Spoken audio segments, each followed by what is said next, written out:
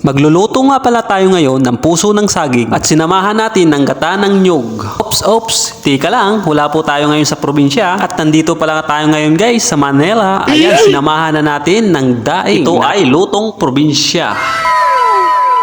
Nandito na pala tayo ngayon guys sa palengke upang bumili ng gata ng nyog. Aminin man natin o hindi, namimiss talaga natin yung lutong probinsya sa ating kinagisnan mga guys. Kaya sa mga probinsyana dyan, probinsyano, kaway-kaway naman dyan mga guys.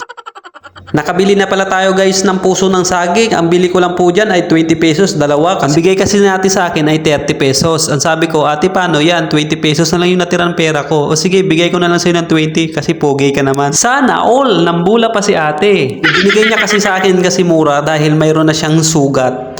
Yung sugat na yung puso niya. Mayroong kanta yan guys eh. Sana dalawa ang puso ko, hindi na sana aasa pa kung sino sa inyo.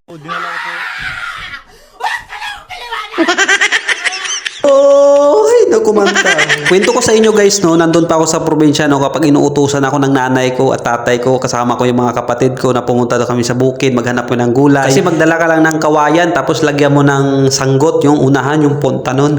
Lagyan mo lang ng sanggot yung unahan, tapos pag may makita ka na sa daan na puso, mayroon ka ng gulay, di ba? Hindi mo na kailangan na maghanap ng sobrang layo. Pagkatapos yan guys ay nilagyan natin ng asino at para pigain, para matanggal yung katas niya kasi mayroong katas yan guys. Kailangan talaga natin tanggalan ng katas yan guys para pag kinain natin hindi siya mapakla, no? Ibig sabihin sa Bisaya ba ay mapakot. At samahan na rin para natin ang daing na binili ko doon sa aking katrabaho na sa halagang 300 kalahating kilo. At uumpisahan na natin magluto guys. Ayan na.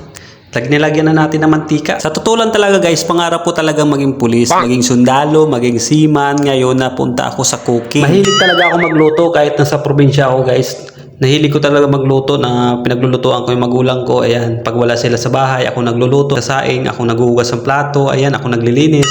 Ayan, ginagawa nilang katulong. Ang sarap-sarap kaya sa pakiramdam kapag dumating yung magulang mo tapos mayroong ka nang niluto para sa kanila tapos pagdating nila kakain na lang sila. Kailangan talaga marami kang alam pag sa loob ng bahay, magluto, maglaba, maglinis ng bahay. Kailangan alam mo lahat yan para once na sa malayo yung misis mo, eh marunong ka na maglinis ng bahay, magluto para sa mga anak mo. At lalagyan na natin ng magic sarap na minamagic ang sarap. Wow! Turo sa akin ng aking mga ninuno, ay mga ninuno talaga. Turo sa akin, kailangan pa nagtitimpla ka ng pagkain, ng ulam, kailangan tansya-tansya lang yung paglagay ng asin, huwag mong damihan kasi pag marami ng asin yan, hindi mo na mababawi yung lasa. Kaya hanggang dito na lang mga guys, maraming salamat sa nakarating sa dulo ng aking vlog. Maraming salamat. Paki-like naman and follow yung aking page. Maraming salamat at see you next vlog.